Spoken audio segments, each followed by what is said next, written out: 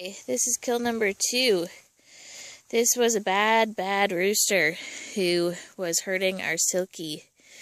He's the rooster on the low end of the totem pole, so that's all he could get to, and it was a daily occurrence where she was running for her life. So husband did a great job hitting the head for me, and now we're going to skin and gut and clean our bad rooster. Boom, recording. So the first step is we take off the leg, and if you get right in the joint, you don't actually cut the bone, you just cut down through the ligaments and whatnot. Come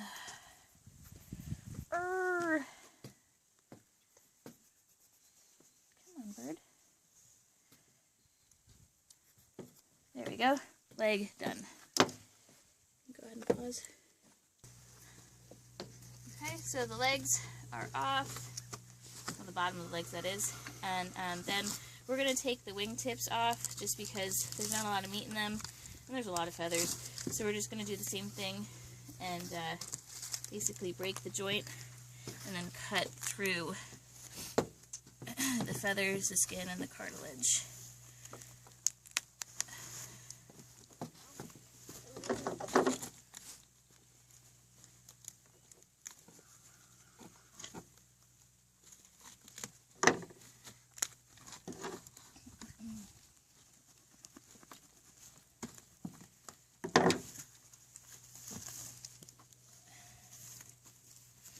And a more skilled individual would be able to do this a lot quicker.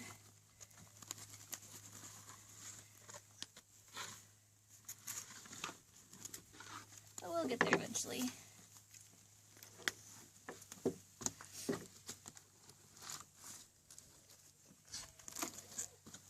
There we go.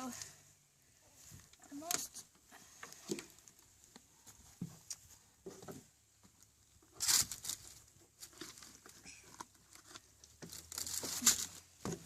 There we go. Wingtip off.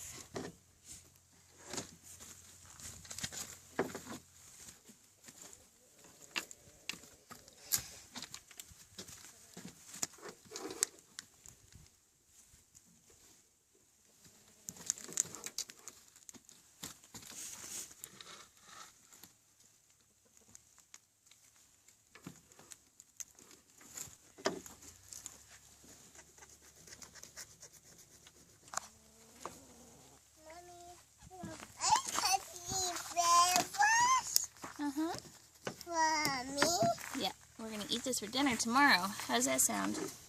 Mama, okay. I want to eat it right now. Oh no, we're not gonna eat it right now. So 2 wingtips done, and then we'll start the skinning process. Mama, Daddy. So I've got breast side up, obviously, and I'm just gonna pull the skin up. Pull some of these feathers out so I can see what I'm doing. And then I'm going to skin it instead of plucking. Plucking takes a really long time, and we don't have that kind of time and energy. So skinning it and cooking it that way suits us just fine.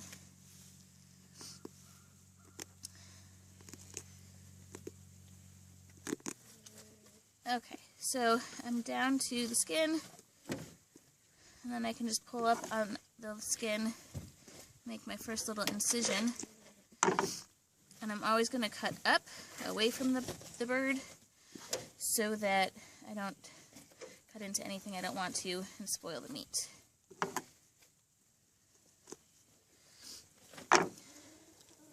So now it's hard to see because of the feathers, but I just got, an inch or 2, and then I pulled it apart with my fingers, and you can get your finger underneath the skin to separate the skin and the fascia from the rest of the meat. And then just as long as you keep that skin pulled up tight, it's really easy to separate it from the meat.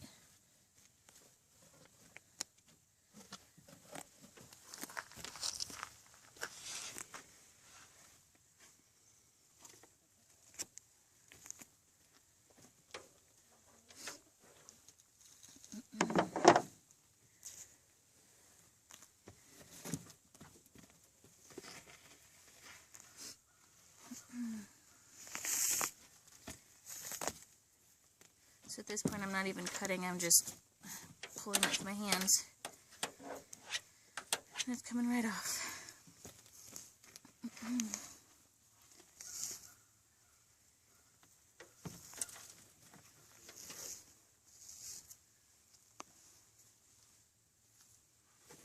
What I'm going to do is I'm going to take it all the way to the wing, and then I have to finagle around the wing, and same thing with the legs. Do you want to pause it? One. Okay, so pulling off the skin, this literally came off the neck, inside out. Feathers up here, outside of the neck, neck skin right here. So the skin pulls off really easily. Once you get around the wings are a pain because the feathers are so deep. So you gotta take those feathers off in order to get that skin off too. And obviously we're gonna need to wash them off pretty good.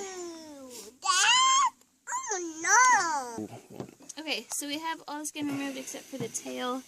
And for the tail, you just make sure not to get the little butt area, and the tail will just slice right off. Just be careful not to slice into the butt. Mommy, Hey, sweetheart. did you have a butt? Yep, everybody has a butt. And Okay. So, now we're ready to open him up. Oh, this is the gross part. So, very carefully, I'm going to actually break his hip joint just to make my job easier. So that lays flat.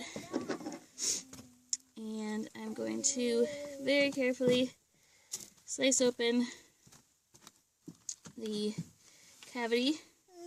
Oh, wrong side. And of course, I'm going to be really dainty because I'm not skilled at this just yet. Those that are really skilled can do it really super fast, no problems, but I'm a little careful still.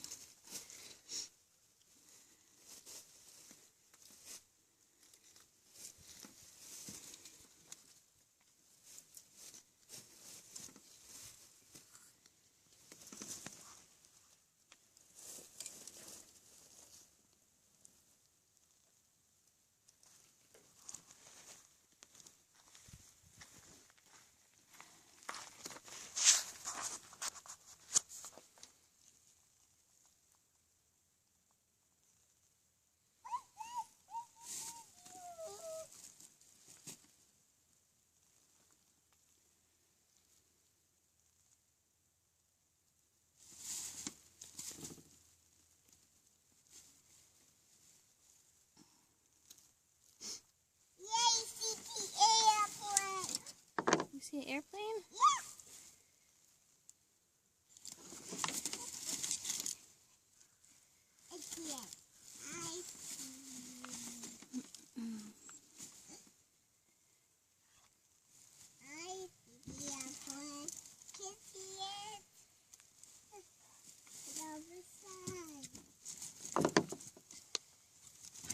Okay. So once you get that breast part separated, you can basically just reach up inside and pull everything out, but you have to go up to the neck too and make sure that stuff is separated as well.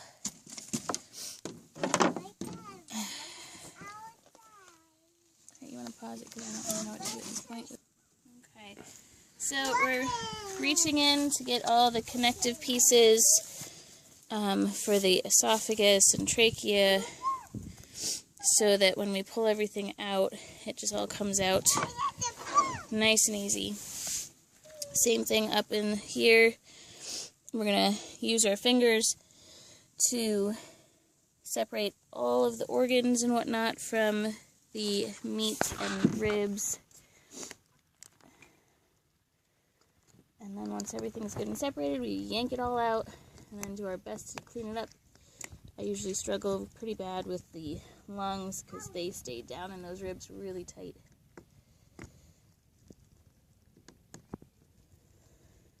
It smells really good. That's disgusting. Alright.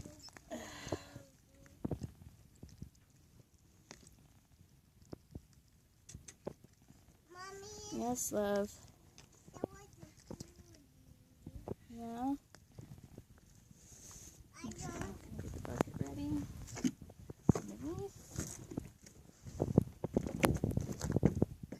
Stand back, please.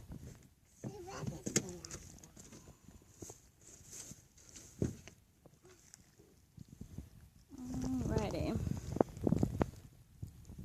Okay, so there's all the guts now on the outside, but as you can see, we still have lung tissue and, what's this, kidney tissue, liver tissue, I'm not quite sure. So I'm going to dig that out a little bit better.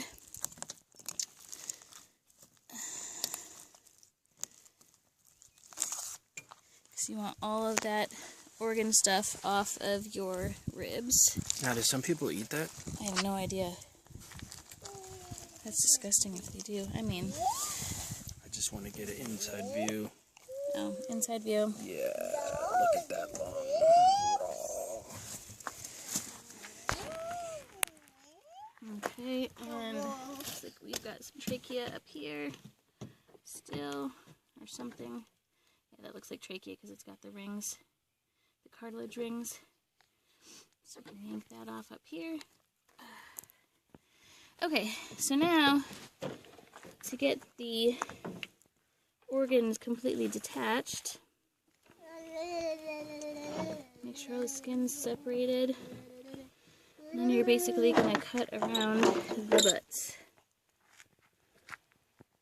without cutting the intestines.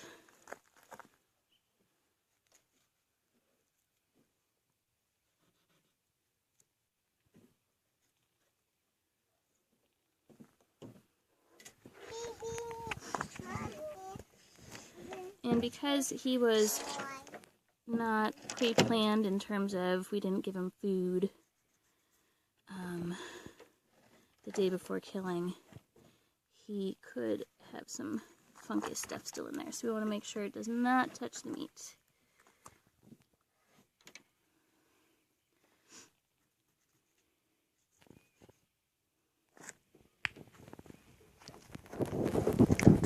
Alright.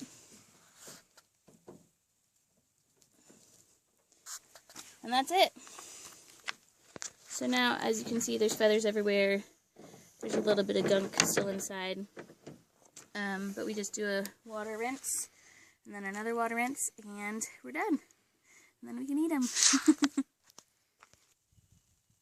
Okay, so here we are with our relatively clean